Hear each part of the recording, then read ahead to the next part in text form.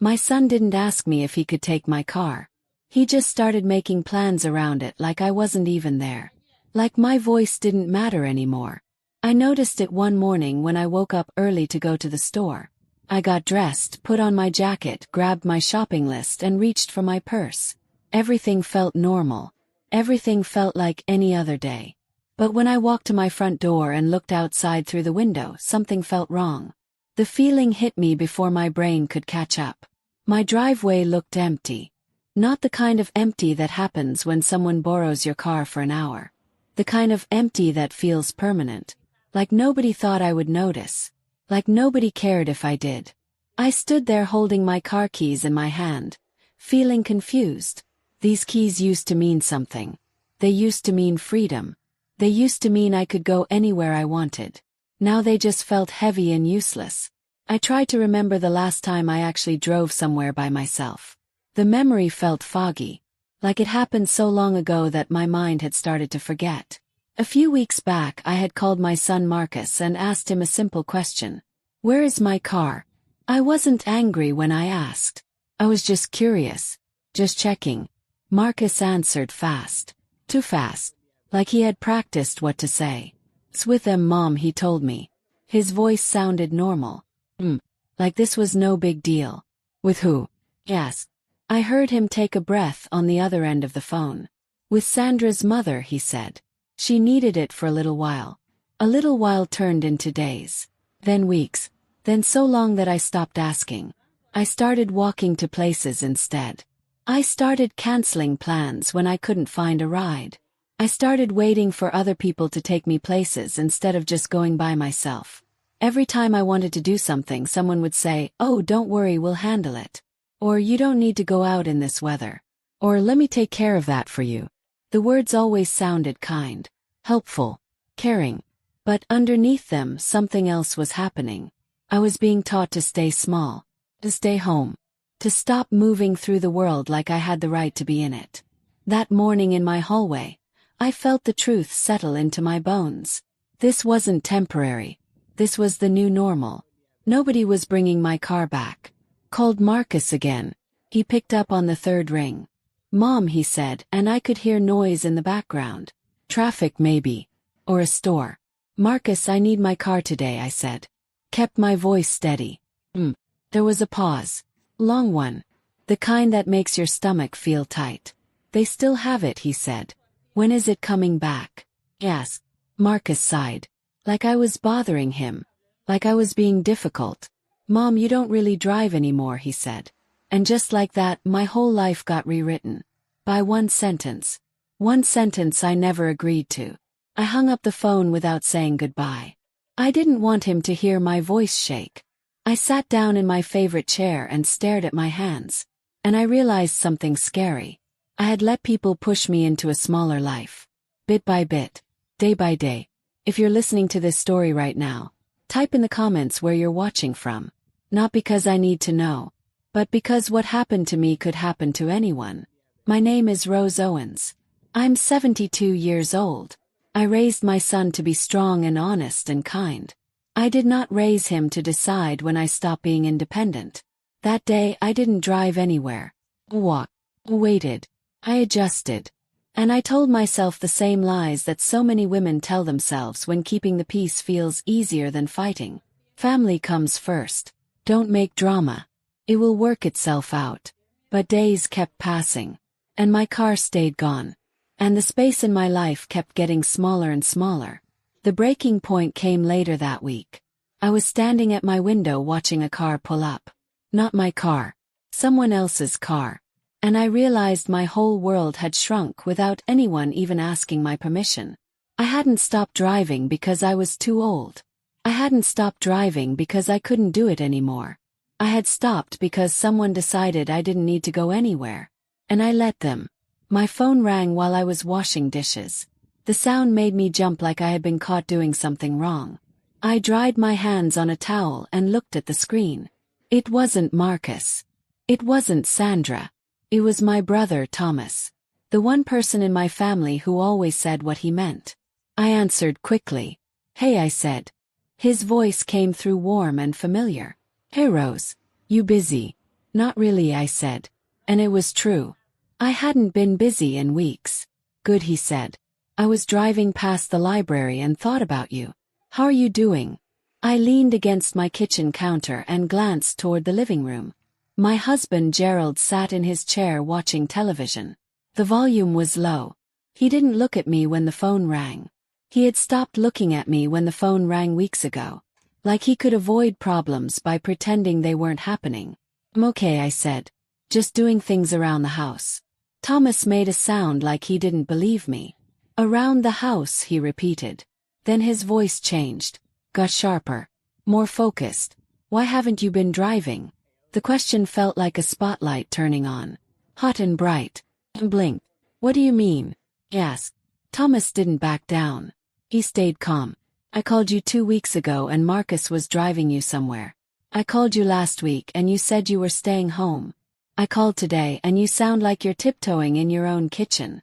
So I'm asking, why haven't you been driving? My eyes drifted to the key hook by the door. My keys hung there like decorations. Like something pretty to look at but never touch. The car isn't here, I admitted. It's with Sandra's people for a bit. Thomas went quiet. Not the kind of quiet that means okay. The kind of quiet that means he was getting angry. For a bit, he said slowly. Rose, whose name is that car in? The question made my chest feel tight. I had always known the answer. But somewhere along the way I had stopped thinking about it. My name, I said. Then I hesitated. Think. Thomas's voice dropped low. Dangerous. You think. Rose, stop. Don't guess. Whose name is on the papers? I swallowed hard. I don't know, I whispered. And saying it out loud made me feel ashamed. Silence pressed against my ear. Then I heard Thomas breathing. Steady. Controlled. You remember when you bought that car? He asked. His voice got softer. Not kinder. Just quieter. I was sitting right next to you at that dealership. You made them show you 4 different cars. You said you didn't work your whole life to drive something cheap. You called me 3 times that week just to tell me how much you loved it. His words brought the memory back so clear it hurt. Yeah, I said quietly. Remember. Then you need to know whose name is on it, Thomas said. I glanced toward the living room again. Gerald's head was tilted like he could hear us but didn't want to admit it. Thomas, it's just for a few days, I said. That's what they told me. Another long pause. We'll talk when I see you, Thomas said. His voice was gentle. But the gentleness scared me more than anger would have. I didn't drive to Marcus's house 2 days later. That was the whole point. I rode in Marcus's car like a passenger in my own life. He picked me up without asking if I wanted a ride. He just showed up and honked. I climbed into the passenger seat and sat there while he drove. He played music low and tapped his fingers on the wheel. He didn't talk much. Didn't explain anything. When we turned into the neighborhood where Sandra's mother lived, my stomach felt sick. Not because I was scared. Because I was insulted. The streets were clean. The houses were big. Everything looked expensive. Marcus slowed down and pulled into a driveway. And there it was. My car. Sitting in someone else's driveway like it belonged there. Like it had always been there. The sun hit the paint and made it shine. I remembered picking that color. I remembered signing the papers. I remembered how proud I felt driving it home for the first time. But now it sat there looking perfect and wrong. Marcus got out first. He had my keys in his hand. My keys. Hanging off his finger like they were his now. He didn't wait for me. He just walked toward the front door. I stayed in the car for a second longer. Just looking. Just feeling the weight of what I was seeing. Sandra's mother, Helen, opened the door before Marcus even knocked. Like she had been watching. She smiled big and wide. The kind of smile people use when they want you to think everything is fine. Marcus, she said brightly. Then she looked at me. Rose, she added. Like my name was an afterthought. Helen, I said. My voice stayed calm. I wasn't going to yell. Yelling gives people an excuse to call you crazy. She stepped aside and let Marcus walk in first. Like he lived there. Like this was his house. Followed slowly. The inside smelled clean. Like lemon and flowers. Everything was neat. Organized. Expensive. Sandra was sitting on the couch. When she saw me, she stood up fast. "Hi, Mom," she said. Too cheerful. "Oofy." He nodded. I didn't hug her. I didn't smile. Helen kept talking, filling the air with words. "I told Marcus he didn't need to bring you," she said. Like I was the problem. "But he said you were coming this way anyway." That phrase. Coming this way anyway. Like my presence was a coincidence. I looked past her toward the window. My car was right there. Visible. Bold. "You've been driving it," I said. Not angry. Just stating a fact. Helen's smile didn't move. She didn't look embarrassed. She just nodded. "Oh yes," she said. "It's a beautiful car." She stepped closer. Lowered her voice like we were sharing a secret. "Your son said you don't really drive much these days." The sentence landed soft. "Wheep." That's what made it hurt. She said it like it was a fact everyone knew. Like my life had been discussed and decided without me. I didn't answer right away. I wanted to see how far this story had spread. Marcus stood near the kitchen scrolling on his phone. Sandra folded her arms and watched my face like she was checking if I would cause a scene. Helen stayed relaxed, comfortable, waiting for me to accept the story she had been told.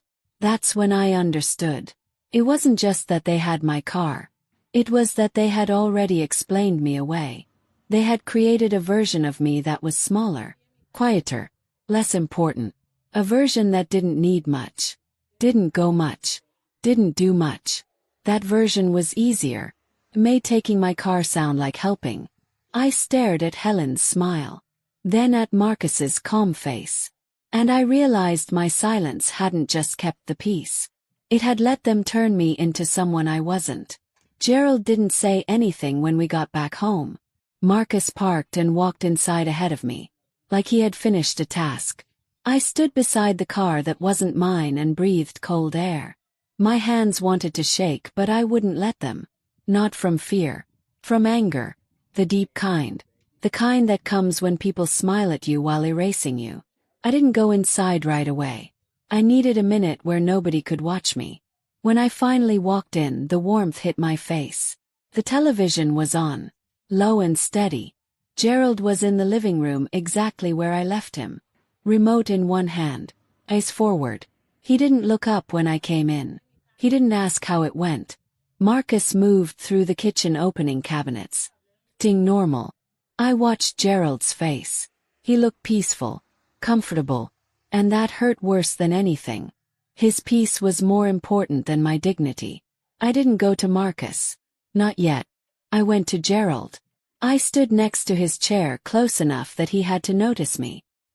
He finally turned his head. His eyes met mine for 1 second. Then he looked back at the TV. "Gerald," I said quietly. "My car is at Helen's house." His jaw moved once. Like he heard me but didn't want to deal with it. He turned the volume down 2 clicks. "Rose," he said. And my name sounded like a warning. "Let's not do this again." His words were soft. Gentle. Like he thought he was protecting me. But I heard the real message. "Let's not disturb the way things are." Again I said. "So you knew." Gerald sighed and leaned back. "I still on the screen." "Christmas is coming," he said. "Like a holiday could fix everything. We don't need problems right now." Problems. My car. My independence. My voice. All problems. "You don't need problems," I said. "I've been living in one." Gerald's throat moved like he was swallowing something bitter. He kept his eyes away from mine. "Marcus said it's temporary," he offered. Like Marcus's word was law. He said it makes sense. That phrase again. Makes sense. My stomach turned. "Did Marcus tell you before it happened?" "Yes." "Or after?" Gerald didn't answer. His fingers squeezed the remote tighter. That was my answer. After. Always after. I sat down on the couch across from him. Not because I was tired. Because I wanted him to look at me without an excuse. "Gerald," I said slowly. "Helen told me Marcus said I don't drive anymore." Gerald's eyes moved. Just a little. Uncomfortable. "People talk," he said. Dismissive. Like words couldn't hurt. "No," I said. "They don't just talk. They repeat what they're told." Gerald's lips pressed together. He didn't deny it. He just sat there, choosing silence like always. I could hear Marcus in the kitchen. Drawers opening. Sounds of ownership. Gerald finally looked at me fully. For a second I saw something that almost looked like sorry. But it didn't turn into action. Turned into more avoiding.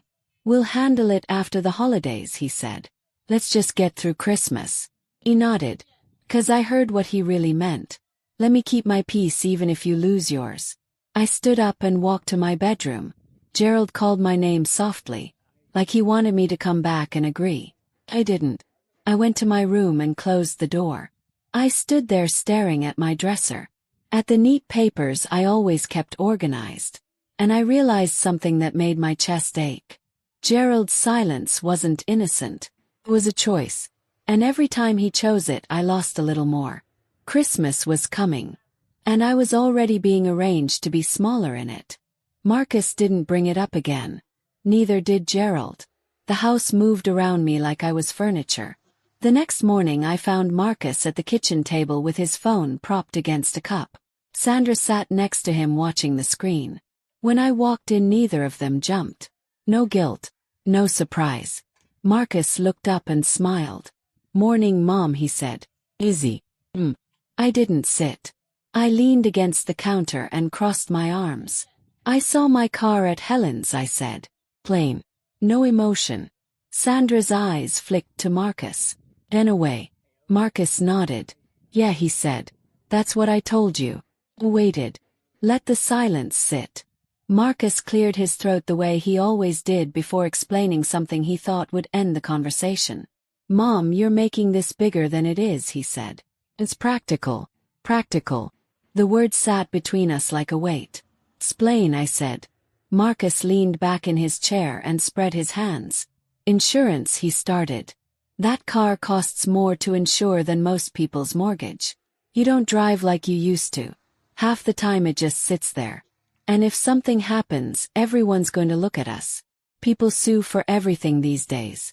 He said it smooth, like he had practiced. Sandra nodded once. Agreeing. "So the answer," I said, "was to give it to Helen." Marcus breathed out hard. "Not give," he said. "Just let her use it for now. Her car broke down. She needed something reliable." He leaned forward, voice dropping. "Just makes sense." That phrase again. I looked at Sandra. "Did her car actually break down?" "Yes. Or did you just decide mine was easier?" Sandra's lips pressed tight. She didn't answer. "My mom's been struggling," she said carefully. "And Marcus was just trying to help. It's not like we're trying to take anything." The way she said take made my skin crawl. Marcus nodded along. "Exactly," he said. "Nobody's taking from you. We're helping family." Family. Another word that swallows women whole. "Helping family," I repeated. "By telling people I don't drive anymore." Marcus's face shifted. Not guilt. Annoyance. "Mom," he said. "That's not what I meant." Her mom asked why it was there. I said, "You don't drive much." "That's true." His eyes held mine. "Sometimes you don't," he continued. "Sometimes you say you're tired. Sometimes you don't feel like going out. So what am I supposed to say? That my mom's just being stubborn about a car she doesn't use?" Sandra's eyes lifted. Quick. Agreeing. Like she had said the same thing before. Heat rose in my chest, but I kept my voice steady. "I don't drive because you made it hard for me to drive," I said. Marcus laughed once. "No joy. See," he said, pointing. "That's what I mean. You're making it personal. This is about planning ahead." He pushed his phone aside, finally giving me full attention. "Listen," he said. "You don't need a $150,000 car to go to the store. Take you. Dad can take you. We can order things online. We're trying to make life easier." Easier. The word felt like a hand over my mouth. I glanced toward the living room. Gerald was there, half in shadow, pretending he just walked in. Pretending he hadn't been listening. He met my eyes for half a second, then looked away. Marcus followed my look and softened his voice. "Mom, nobody's against you," he said. "We're just being smart. These days people lose everything over one mistake." One accident. We're protecting you. Sandra reached for Marcus's hand under the table, squeezing, supporting him. Not me. I watched them, sitting together like a team. And I understood. Practical wasn't a reason. It was a mask, a nice word to hide control. Marcus stood and walked to the counter. He picked up some mail and shuffled through it casual. Then looked back at me with a small smile. We can show you, he said. It's all written down anyway. When Marcus said it's all written down, he said it like paper made everything okay. Like ink could only be used for truth. I didn't answer. I watched him hold that mail loose and confident. Like my life was just another bill he could sort. Sandra stayed seated, watching me, waiting to see if I would yell, waiting for a reason to call me difficult.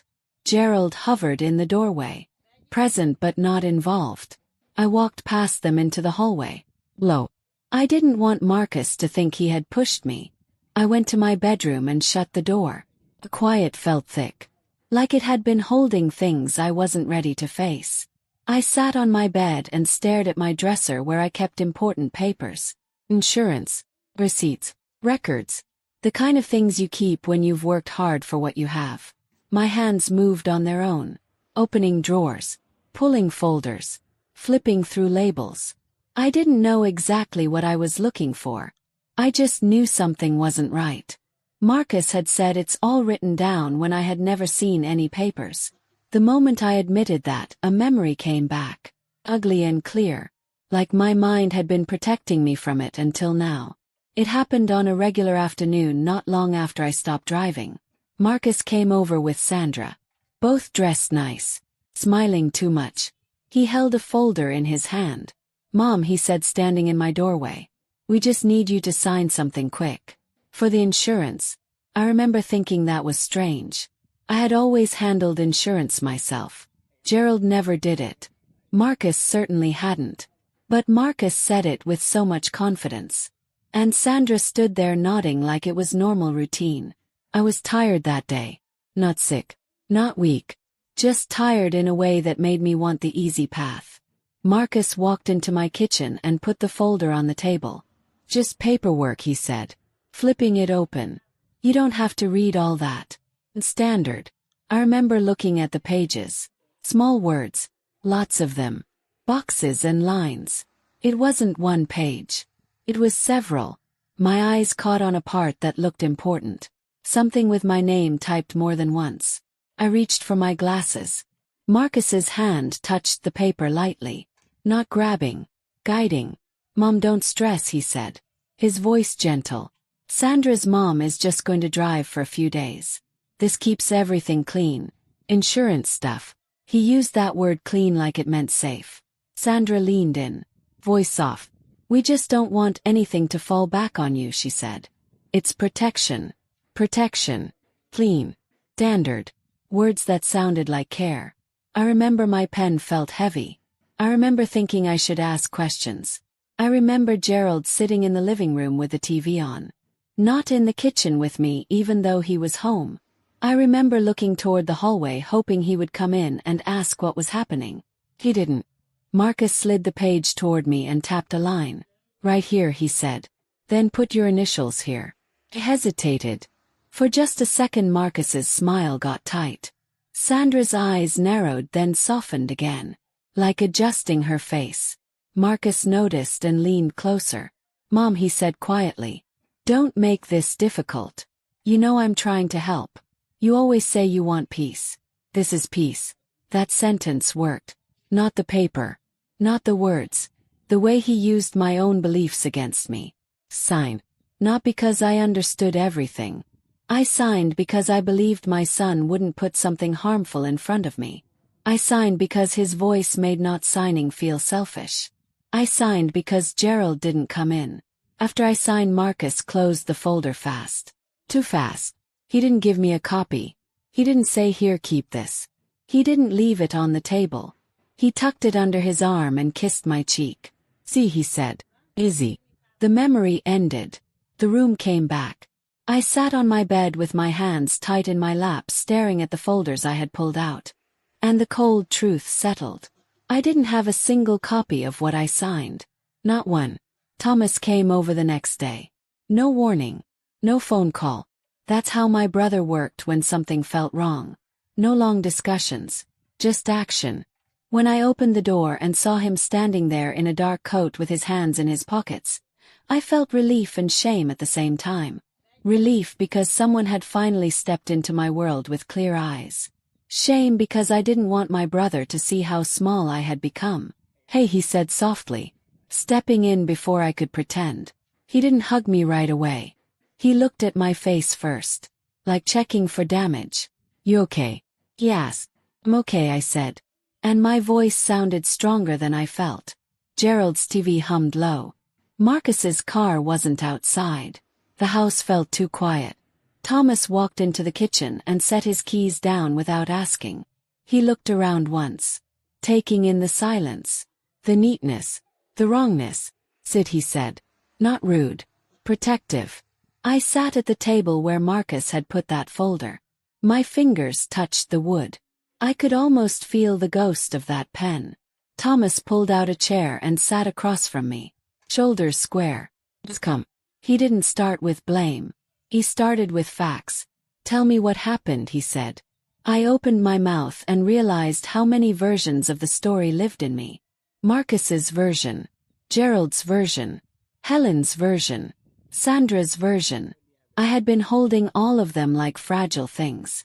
Thomas waited, patient, not filling the space, letting me find my voice. "The car," I started, my throat tight. "It's at Helen's house." Marcus said it makes sense. "Insurance reasons." Sandra's mom needed something reliable. Thomas's jaw moved once. "And you're riding in Marcus's car," he said. "Not a question. Or walking," I said quietly. Thomas leaned forward. "Do you have your keys?" he asked. I looked at the hook by the door. My keys hung there. "Useless." "They're there," I said. Thomas's eyes narrowed. Not angry at me. Focused. "Do you have paperwork?" he asked. My stomach dropped. I told him about the folder. About the day they came smiling. About Marcus saying I didn't need to read it all. About Sandra's voice saying it was protection. About Marcus tapping the line and telling me not to make it hard. As I spoke, I heard myself the way someone else would hear this story. And it made me feel sick. Thomas didn't interrupt. He didn't shake his head. He didn't curse. He just listened like every word was a piece of something he was putting together. When I told him they didn't leave me a copy, his eyes lifted sharp. "You don't have one page," he said. Voice low. "Not one," I whispered. Thomas sat back slowly, letting that sink in. The silence stretched. I realized Gerald had turned the TV down. Like even he could feel the shift. Thomas's eyes moved toward the living room, then back to me. "Gerald was home when you signed?" he asked. I hesitated. "He was in the house," I said carefully. "He wasn't in the kitchen." Thomas nodded, almost to himself. Then he asked about Helen. I told him what she said, smiling in my face, telling me Marcus said I don't drive anymore. I told him how Marcus stood behind her scrolling his phone like he was bored. I told him Sandra watched me like she was measuring how much trouble I might cause. Thomas's hands stayed flat on the table the whole time. That scared me. He wasn't reacting like a brother ready to fight. He was reacting like a man watching a storm and deciding where to stand. "Rose," he said finally. And his voice softened the way it did when we were kids and I scraped my knee. "Look at me." I lifted my eyes. Thomas held my gaze steady. "When Marcus brought that folder," he said slowly, "were you alone when you signed?" The question cut through everything. Not what did it say. Not why did you trust him. Just that one question. I felt my chest tighten because I understood what he was really asking. He wasn't asking about the room. He was asking if anyone had been there to protect me, to witness, to make Marcus behave. "I was sitting at the table," I said, voice thin. Marcus was across from me. Sandra was beside him. Thomas didn't blink. "Was anyone on your side?" he asked, still calm. I swallowed. "No," I said. "Gerald was in the other room." Thomas went completely still. The silence that followed wasn't empty. It was heavy. He stared at the table for a long moment, then lifted his eyes back to mine. His face didn't show anger, showed certainty. That matters, he said. The morning of Christmas dinner came with strange quiet. The kind that doesn't feel calm, feels arranged. Gerald moved through the house like he was following a script. Marcus texted once. Short, confident, already in control. Sandra sent a message after with a happy face. Like we were all fine. I stood in my bedroom with my coat on and my purse in hand, staring at the hook where my keys still hung. They looked normal. That was the insult. Everything that belonged to me still sat in my house, neat and pointless, while my life moved without me. Gerald called from the hallway. You ready? His voice had no weight, no apology, like we were going somewhere normal. I'm ready, I said. Then instead of walking to the driveway, Gerald reached for his phone. He didn't look at me when he did it. He just tapped the screen twice. Called a taxi, he said. The words landed soft, almost casual, but I felt them hit my pride like a punch. I stared at him. Taxi, I repeated. Gerald finally looked at me. He's tired. It's easier, he said. And that word easier sat right next to practical and makes sense. All the little words people use when they don't want to say the ugly truth. Marcus said the car is still there, Gerald added. Not meeting my eyes. He couldn't say Helen's house. He couldn't say my car. He couldn't say mine. I held my purse tighter. So we're showing up in a taxi, I said quietly. Gerald nodded. Just for today, he said. Like Christmas could excuse anything. I didn't argue. Not because I agreed. Because I didn't want Gerald to feel relief from my silence. I wanted him to sit in it. To feel how wrong it was. The taxi came 10 minutes later. A clean car with a driver who barely looked up. Gerald opened the back door like he was being polite. I slid into the seat. The smell inside made me think of my car. The way it smelled when it was new. The way I ran my fingers over the wheel and felt proud. Gerald climbed in beside me. And as the taxi pulled away, I looked back at my house through the window. The driveway looked empty and wrong. The drive to Marcus's place felt longer than it should have. Not because of distance. Because every mile reminded me I was traveling without my own wheels. Gerald stared out his window. I watched my reflection in the glass. The quiet anger in my eyes. And I promised myself I would not shrink tonight. Not in front of Marcus. Not in front of Sandra. Not in front of anyone who benefited from me being small. When we arrived, Marcus's house was lit up with holiday lights. Wreath on the door. Everything arranged to look happy. The taxi slowed at the curb and I felt Gerald stiffen beside me. Like he understood too late how this looked. We could have taken my car, Gerald muttered. But it sounded weak. I didn't respond. The driver stopped and Gerald paid fast. Too fast. Like money could erase the shame. He got out first and reached a hand toward me. Took it. Not because I needed help. Because I refused to look unsteady. The cold air hit my face. And as I stood on the sidewalk in front of my son's home, I felt eyes on me before I saw anyone. Marcus opened the door like he had been watching. Sandra appeared behind him. Dressed nice. Hair perfect. Smile ready. And then from the living room Thomas stood up. My brother. He didn't come outside. He just stepped closer and looked past Marcus straight at me. His eyes dropped to the curb. To the taxi. Then back to my face. The look he gave me wasn't surprise. It was recognition. Like he expected something like this, but the reality still made him angry. Marcus's smile widened. Mom, he said loud enough for everyone to hear. You made it.